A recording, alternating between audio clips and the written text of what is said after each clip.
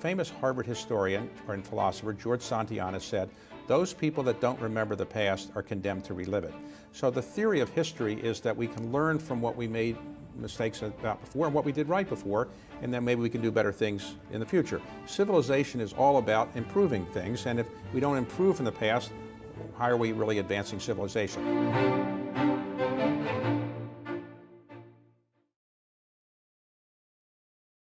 Welcome to Washington Post Live. I'm David Ignatius, a columnist for the Post.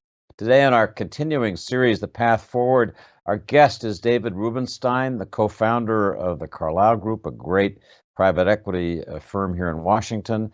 He's now a television interviewer, a historian, as in this new book, a philanthropist, and as the Greeks like to say, a polymath, somebody who knows a lot about a lot of different things. David, welcome. Thanks for joining us today. My pleasure. Thank you for having me, David. So we're going to be talking about your new book, The American Experiment, Dialogues on a Dream. But I also want to ask, after we've talked about the book for a bit, some, forgive me, I'm going to call them David Rubenstein questions of the sort that you ask guests on your Bloomberg TV show about yourself, which I think will be fun for our viewers. But let's start with the book. The book is a collection of interviews by you of some extraordinary people, historians like Drew Faust, John Meacham, David McCullough, Ken Burns, just a long and extraordinary list. Jazz trumpeter Wynton Marsalis, sports figures like Billie Jean King and Cal Ripken Jr. But in sum, the book is a very upbeat account of America and the American dream. And I want to ask you whether you're as optimistic yourself about where this story is going as the people you interview in the book generally are. Do you have that sense of confidence that this story is heading in the right direction and that we're going to get through this difficult period successfully? Well, as you know, every period of time seems difficult to those who are living through it. We've rarely had 20-year periods of time where everybody says this is wonderful and we have no challenges. There's always challenges. Clearly, we have challenges now, and I'm not saying that they're going to go away easily, but I am an optimist. I guess if you're an entrepreneur, you're somebody that came from modest circumstances and you did the things that I've been able to do with a lot of good luck, you tend to be an optimist. So I am optimistic, but I am not, as you probably know from reading the introduction to the book, I'm not saying that we have a lot of these problems solved. We have some real problems, and we came very close to a dangerous situation, I would say, after the presidential election.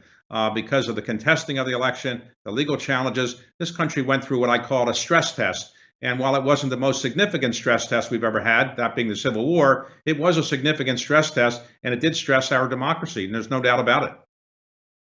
You write in that introduction, David, that there's some U.S. genes, part of our genetic coding as a society, that have protected us: democracy, the rule of law, immigration. You have a list of a dozen or so factors that have made us strong. You're in the business of assessing risk in your life as a business person. What's the risk that our genes will not prove strong enough as the virus that's around us, the virus that's weakening our political culture, gets stronger? How would you assess that? Well, we just went through a very two difficult stress tests, which is one is the coronavirus stress test, which really impacted our healthcare system and our economy, and the election and the effects of the election. We survived that reasonably well. We still are dealing with the coronavirus effect as well, of course. I would say the country has survived many challenges. I am worried that the country is divided politically and we can't get a lot of things done through our government. I am concerned that many people are disappointed about where the future of the country is headed. There's no doubt that we have those challenges, but on the whole, I do think that the genes in this country, which has made us so strong over the years, will pull us through. But I do worry that we have some issues we got to resolve. And I do hope that our political system would work slightly better than it does now. It's a little bit sclerotic in many cases and doesn't really get things done as effectively and as efficiently as I think it should be the case. And let's talk about our economic life. You're as successful a capitalist as I know, but there are many people in the Democratic Party and some people in the Republican Party too, who just think that the distribution of rewards in our society is just badly skewed, and who think fundamental changes are needed. I want to ask you whether you agree with that, whether you think we're in a period now where we really need to change some of the fundamental distributions, if not mechanics of our system. Well, there's no doubt that income inequality and social mobility are not where they should be. And in fact, I think the coronavirus and COVID-19 made it worse. And I'm very afraid that people that don't have internet access or don't have kind of educations that you and I have fallen into what I call a COVID ditch. And they're not going to get out of that ditch that readily. And as a result, the problems that we had before the COVID-19 crisis have been exacerbated. And there's no doubt that wealth inequality is one of those problems. If I had the solution for that, I would have gone to Iowa and New Hampshire and contested something. I don't have the solution for that, and nobody really has the solution for that. Obviously, I haven't heard anybody come up with a perfect solution for it. I do think that one of the problems is education. Clearly, the K-12 education system in this country is not where the higher education system is. And let me just point out one or two statistics. Right now, about 14% of the population in this country, adult population, is functionally illiterate, which means they can't read past the fourth grade level. If you can't read past the fourth grade level, you have very little chance of succeeding in society and having an economically successful life. Right now, 80% of the people in our juvenile delinquency system and 2/3 of the federal prison system is really composed of people who are functionally illiterate.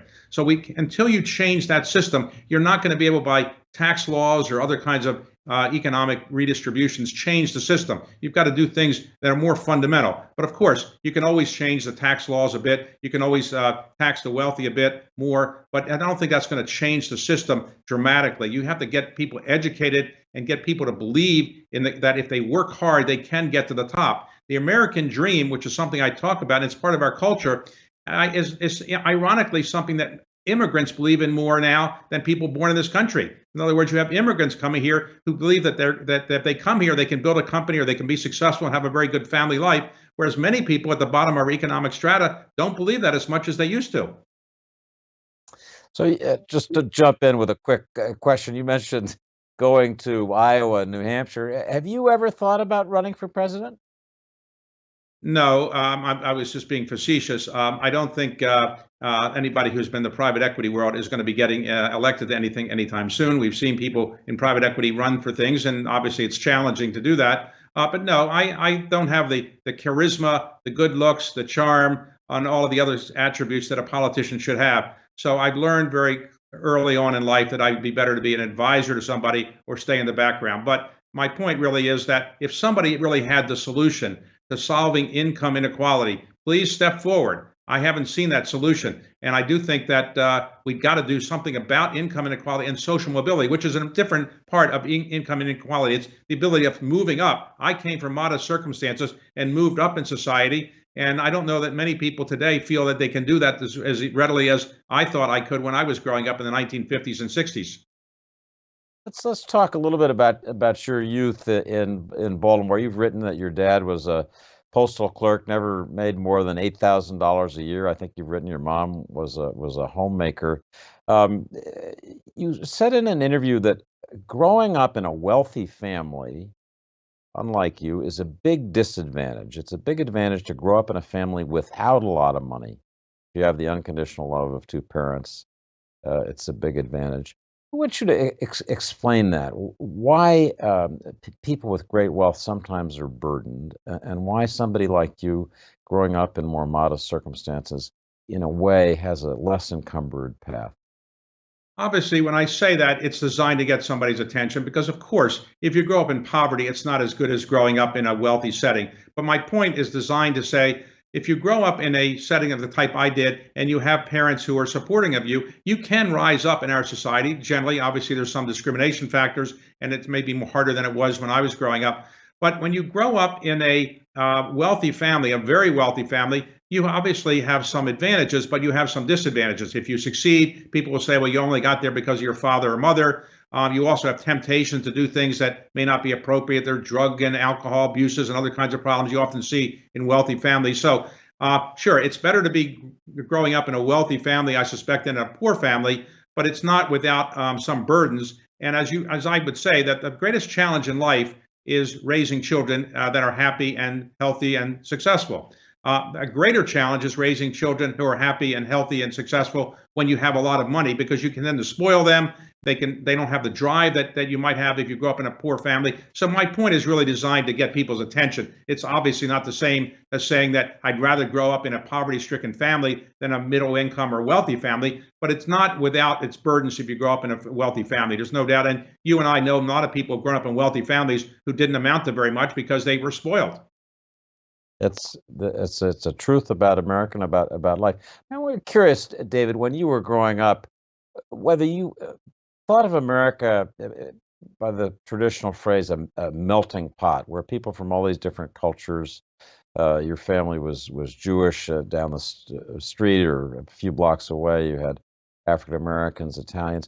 Did you think of America as a melting pot back then? There are different terms now. People say the melting pot's wrong. Really, we're more like a salad. The carrots don't mix with the tomatoes and the lettuce. We're all there in our separate descriptions. Well, how do you think about that way in which we come together to form a common culture? Well, when this country was started, anybody could show up. You didn't need passports or visas. And everybody who was showing up generally was from Western Europe. When people from Eastern Europe, from Southern Europe, who were people who were often Jewish, or people from Asia started showing up, people said, well, we don't want that kind of melting pot. We want a melting pot of Western European people who are British. So they imposed some constraints on the ability to immigrate in this country in the early part of the 20th century.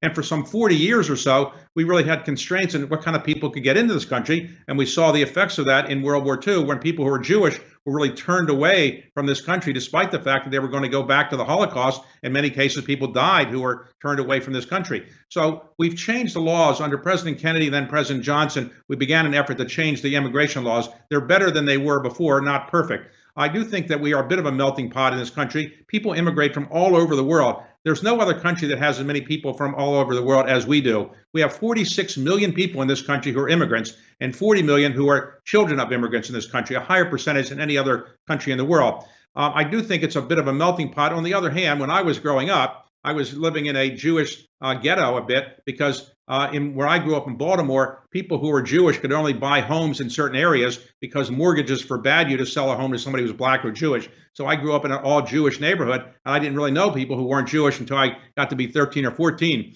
And so it was not quite the melting pot then. When I went to a public high school, that was a citywide high school, I then saw the melting pot for the first time.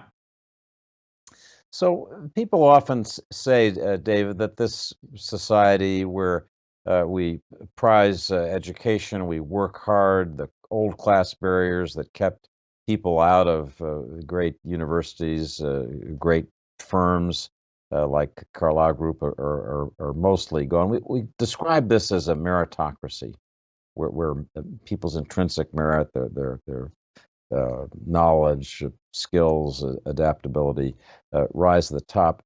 But sometimes people say that this meritocracy can be as intolerant as the old aristocracy was, as rigid, as difficult to enter. I'm curious again what your thoughts are about the society that we ended up creating and living in, where merit is so prized. Well, I think the society does have a gene that really merits and welcomes people who are qualified for the job that they have. But obviously, that's in the eye of the beholder. There's no doubt that sometimes if you know the right person, you'll have an advantage. There's no doubt that sometimes your background might be an advantage under affirmative action or diversity, or not. Either way, sometimes there's an advantage. But on the whole, I think this country is a beacon to the rest of the world with the idea that if you are intellectually good, you hardworking, you have the ability to build something or try to build something, you can get ahead in this society. In other countries, there's not a similar view. Many times you have countries like England where there's a class structure where it's very difficult to rise from the bottom to the top. And that's true in other countries as well. So we're not perfect. I think merit is good. It does have its downsides, in that sometimes you might not be good on a SAT type test, but you might have other skills. And sometimes we look at numbers unduly. But on the whole, I think that this country's focus on merit has enabled us to get ahead in the world. Think about it. We are still a country which is, in effect, the most powerful country in the world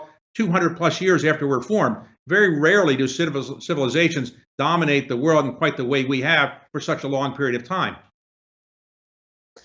You're right. I was also reminded this week that we're still a relatively young country, which is a blessing. So I want to shift now to the fun part, which is where I'm going to ask you some questions that are like those that you wonderfully throw at guests on your Bloomberg TV show and at interviews I've seen you do at other gatherings. So let me just take literally the questions you've asked some of your guests and put them to you. I want to start with Amazon founder, Washington Post owner, Jeff Bezos. You asked Jeff, and I quote here, "When you're the richest man in the world, you go into a store, when you want to buy something, do you have to put a credit card down? You just say, 'I'm Jeff Bezos,' and they send you the stuff. How do you do that? And do you carry cash around, or do you carry something?" So, David Rubenstein, what do you got? What have you got in your wallet? What do you pay for stuff with? Well, I'm not in Jeff Bezos' category, obviously, but I do have basically, I carry some cash for tips. Basically, I found that if you have cash, it can be very helpful for tips. So usually I have credit cards and I put them down, and sometimes they work, sometimes they don't. As Jeff said, when he gets one that's turned down, he gives them another one, and sometimes I have to do that as well. But I generally carry around enough cash to be able to get through various tips that I might want to give to people who help me on things. So Jeff Bezos bought the Washington Post, as we all know. It's said, and I think it's been written, that you passed on the chance to buy the Post. And I want to ask you, is that true, as has been said? And if so, why? Why did you pass on the opportunity to buy the newspaper? Don Graham had breakfast with me, and he told me he was interested in selling the Post. They had approached two other people who had said they were not interested, so I wasn't the first choice. And there was a deal which, on the time, that the way he proposed it was, you buy the Post, some online company that the Post owned a stake in, an online advertising company, and also the real estate of the Post. And the price was, I thought, pretty high. And at the time, the Post had some real challenges. And so when I consulted people who knew a lot about business and the newspaper business, they said this was going to be a fool's errand, and I would spend all my time basically laying people off, and it was basically a way to lose a lot of money. At the time, I didn't realize that the online company was worth probably twice what Don said it was. The real estate was probably worth twice what Don thought it was. And so in the end, had I bought it, I would have been able to sell the online company and the real estate for the total purchase price of the entire package, and the newspaper would have come for free. That said, Jeff Bezos is obviously a richer person, smarter than I am, more technologically savvy. He did a great job, and I think the Post is in terrific shape today. But had I bought it, I don't think it would be in as good shape. So Post is better off not to have me have made that mistake. But I do regret it, because it would have been fun to own the Post. But maybe in my next life. Well, we'll look forward to that. There are other newspapers around, David, that need good owners. So in an interview with Dara Khosrowshahi, who's the CEO of Uber, you said that you had never ridden in an Uber, and Dara gave you a gift certificate. And I want to ask you, have you used it? Have you ridden in an Uber yet? I've ridden in Ubers other people got for me, but I had never used it myself. And I actually, my team got me a Uber software thing, and I have it on my phone. And one time, the car that was supposed to pick me up didn't show up, and I had to show up for a TV interview, and I panicked a bit. And so all of a sudden, somebody said, "Well, use your Uber," and I pushed a bunch of buttons, and sure enough, a car showed up, and it worked. So actually, it's a great invention, and I wish I had been an early investor in it. One of my friends was an early investor in Uber, and I told him I didn't think it was going to get anywhere, and that was a big mistake. But yes, Uber works quite well, and I haven't used it as much as I should. But now that you remind me about it, I probably should use my button more and press it more. I'll bet Dara's going to send you more coupons. Uh, You asked Dan Gilbert, who is the head of Quicken Loans, owns the Cleveland Cavaliers, has done an amazing job revitalizing Detroit. The following questions, he said, so let me ask you, as I mentioned earlier, you've succeeded in everything you've done that you've more or less touched, and it's pretty impressive. So have you ever failed at anything? And let me ask that of you. What's your biggest mistake as you look back? I have so many mistakes. I don't know where to begin, but I would say in the end, I wish I had been better in advising President Carter when I was in the White House. I probably didn't do as good a job in that, and we obviously didn't get reelected. I wish I had started Carlyle earlier than I did. I wish I had not made some of the investments we did. I wish I had made some investments that I didn't make. So on the whole, though, I'm reasonably happy with where I am. And the thing that I'm, most proud of, I guess, is that my parents lived to see me come from where I came from to where I later became. And in the end, all of everybody's greatest legacy is their children. And so I have 3 children, all of whom are in the highest calling of mankind, private equity. So what more could anybody want? That's a wonderful answer and affirming your life choice. You asked Larry Merlo, who was the CEO of CVS,